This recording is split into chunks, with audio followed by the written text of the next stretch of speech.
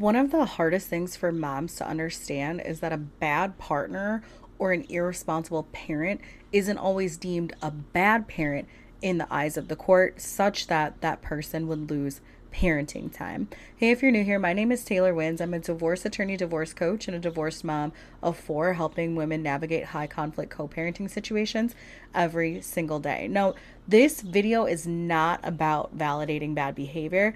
It's about helping you understand what it is that courts look for when you're making arguments about parenting time, parenting plans, and custody so that you stop emotionally spiraling and start focusing on things that actually move the needle in your custody case.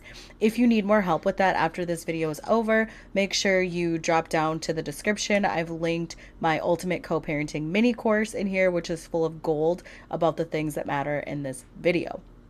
Okay, so let's get into it. So courts care a lot more about parental capacity than they do about parental likability, because courts aren't really here to judge who is the better person between the two of you.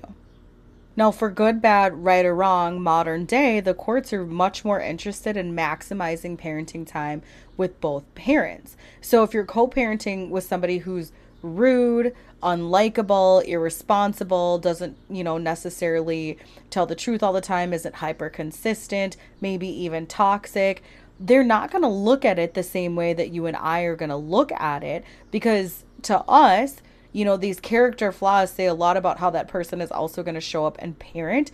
But the court often, pushes that off just as differences between people. And they're not going to get into weighing character when they think about parenting time. Courts care a lot more about safety, about, whether or not the other person can logistically manage the parenting time. They care about maximizing the time for the child or the children with both parents. And so if you go in making arguments like he hurt me emotionally or he was a bad husband during the marriage, that's a lot legally different of an argument than he harms the children or he did this thing to the children during the marriage, such that I have concerns about the children being safe in his care alone going forward. So some things you want to steer away from arguing as though they're going to matter for the parenting time when you move forward are things like he cheated, he was emotionally unavailable, the relationship was toxic. And you want to stay on course with things that the court actually cares about when you're bringing up arguments before the court or in temporary orders hearings or in mediation, as you're trying to negotiate things out and maybe get that evaluative opinion of what a court would be likely to do should your case progress forward through the court system. So what are some things that the court does actually care about? A big thing that the court would actually take notice of is repeated failures to exercise parenting time. A lot of people push for equal parenting time. They say they can handle it. Maybe they even get a right of first refusal that says that, if one parent is not available, the other person would be offered that parenting time. And then they fall down on the parenting time and they don't show up. They're late. They're inconsistent as at best. They just skip over parenting time in the entirety, and they're reaping the benefits of having 50-50 parenting time on paper, often lower child support, but they're not actually showing up and doing anything. So that leaves the burden with the parent who is responsible and is present to care for the children 100% of the time, or 70 or 80 or whatever, while the other person has 50-50 parenting time on paper and doesn't have to pay for the children's care and the shortfalls that they create. So the courts do care about that. There's something in a lot of states known as a child being integrated into a schedule, right? Or, basically like a de facto schedule kind of a thing where, okay, well, I get that this person was supposed to do a 5-2-2-5, but they show up about every other weekend. So then the courts would look at that and they would say, hey, safety, consistency, predictability, reliability are in the best interest of the child. If this has been going on for several months, then, it would be consistent, reliable, and predictable to just continue this into the future until that other parent can show that they're going to show up regularly, and then we can reassess in the future. So that would be something that would be, at issue that the court would care about if you're making arguments about parenting time. The court often also cares very deeply about safety concerns and about substance use. I put those together because sometimes substance use will will trigger the safety concerns.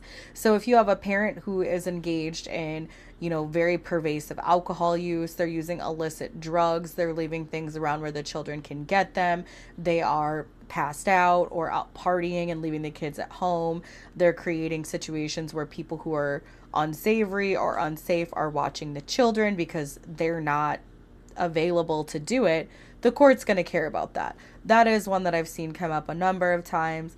And when it gets raised, it does typically get taken very seriously. And then you have some options there about making sure that if this other parent is going to continue to have the parenting time, that there are sufficient safeguards in place to ensure the safety of the child. So that would be, maybe the other parent needs to get on SoberLink, right? Like an alcohol monitoring system, so that they have to blow into a breathalyzer before the parenting time and then directly thereafter to show that they're not engaged in alcohol use during the time that they have the children, because it's not safe for them. It's not somebody who's having one or two here and there, it's causing major issues. Right? If there's a parent who's engaged in illicit drug use, they may have to do hair follicle testing to establish a baseline and then do random UAs in order to make sure that the parenting time can continue in a manner that's safe for the children. So that really puts the ball back in the court of the parent who's engaged in the dangerous behavior, so that if they want to have parenting time, they can make some choices about whether or not they're willing to stay sober and safe in order to effectuate it. The court also often will care about educational neglect and medical neglect. So say you have a child that you're just not, the other parent's just not taking them to school. They just don't think it's important for the child to go to school on their time, so they don't do it. They don't do the kids' homework, the kids failing, they're flunking out, they are late every single morning, and it's affecting their ability to pass classes.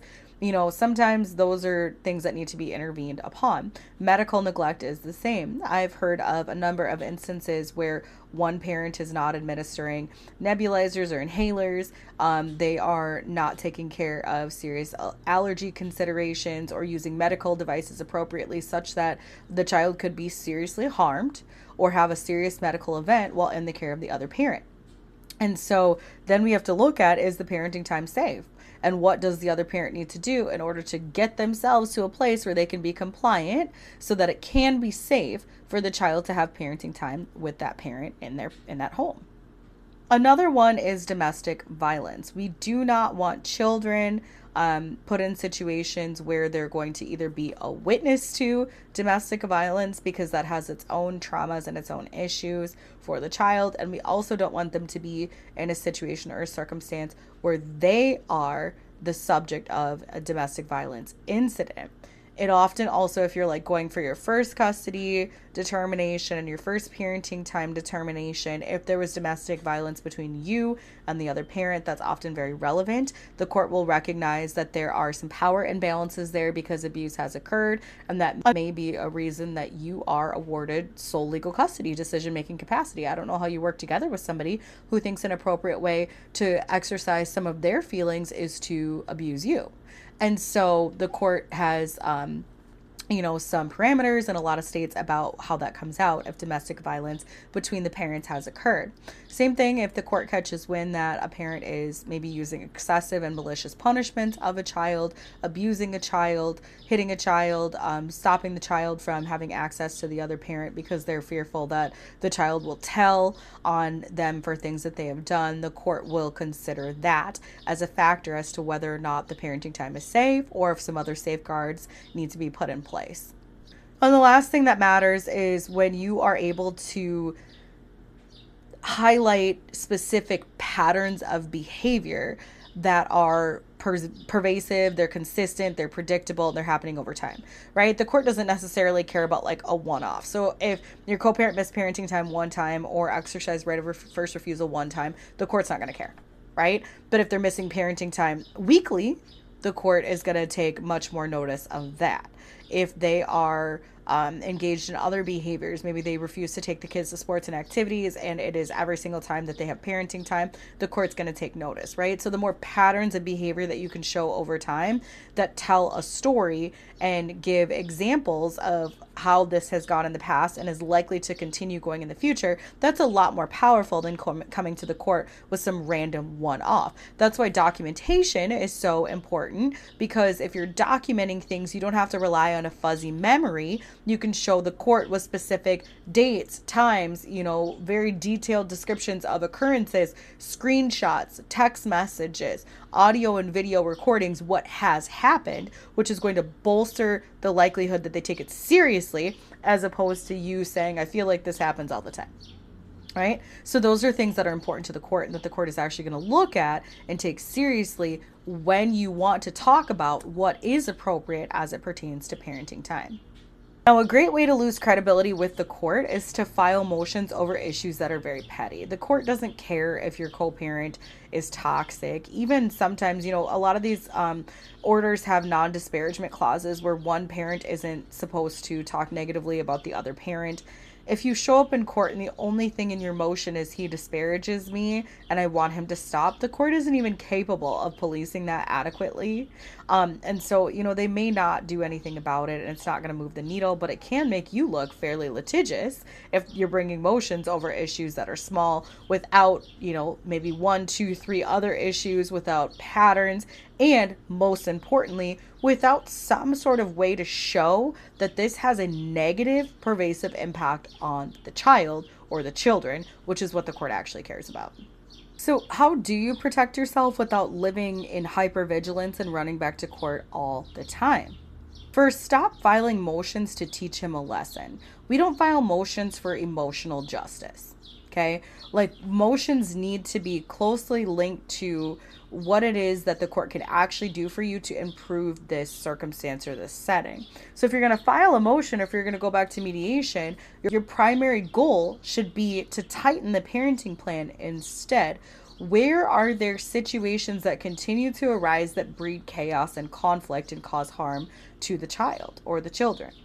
Where are there things where you could maybe limit communication between the two of you so you're not constantly feeling under attack and spiraling emotionally because this other person has open and free access to you? Where is it that you can write new rules or parameters that aren't overbearing and aren't being a control freak, that just stop the need to make constant new decisions about very similar issues over and over and over again? Do you see how that's a much better place to spend your time and your effort and energy, because it has something that we can take from here and we can move it over here and we can have an outcome that we can touch, taste, and feel that we know is going to make a difference, as opposed to trying to teach them a lesson. Okay? So you want to make sure that you're building systems around the parenting time and in your co-parenting relationship. So you want to make sure that you have communication protocols, when you're going to communicate with the other party and how and what deadlines there are on responses to the communication.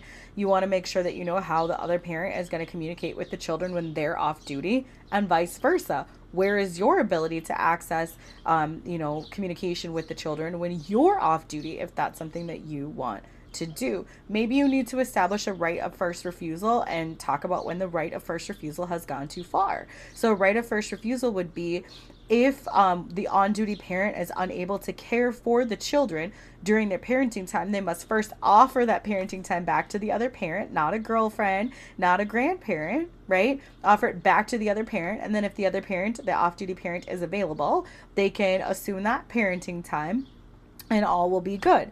If the off-duty parent is not available, then the on-duty parent does have an obligation and a responsibility to find their own childcare for their parenting time that they're not exercising. So sometimes that is one that people really want to build in as a part of the systems that they have, where if the on-duty parent can't exercise parenting time at 4 hours or 8 hours or overnight, the off-duty parent does have the opportunity to exercise that time. And a lot of people like that. It can be weaponized, so maybe we'll talk about that in another video, but just know that that is an option that you have. Learn to emotionally detach yourself from chaos cycles. If you've read any of my other works, like the High Conflict Co-Parenting Playbook, you know that people that are truly high conflict, they work in cycles, right? Like they pick the same things and they just do them over and over and over again. So every May, they're going to file a motion about this. Every October, they're going to want to mediate about this thing, right? So learn to emotionally detach, meaning know that this isn't necessarily like a you issue. This isn't something where you can change your mode of being or your behavior and the conflict's just going to automatically go away. It's not about you in the sense that it's about something that you're doing. It's about the other person's need to stay in contact and conflict with you because they really like being attached to you, even if it's in a negative way. So emotionally detach yourself as though this is like a personal attack. This isn't a personal attack on you. It's about the other person's need for conflict. And when you can detach from that, you can move differently through all of these things that are going to come up for you. So the best thing you can do as a mom long term is to focus on not engaging in every battle, every single fight, trying to teach him a lesson. It's to build systems that can create better stability for you and for your children long term. So just know that if you're documenting, you're staying consistent, and you're emotionally protecting yourself and your peace, you are on the path to a better future in all of this co-parenting chaos. Make sure you subscribe to my channel and give this video a like. And then down below, if you need more help and resources on how to navigate high conflict co-parenting, click in the description and check the Ultimate Co-Parenting mini course out. It's there for you, and we'll see you in the next video.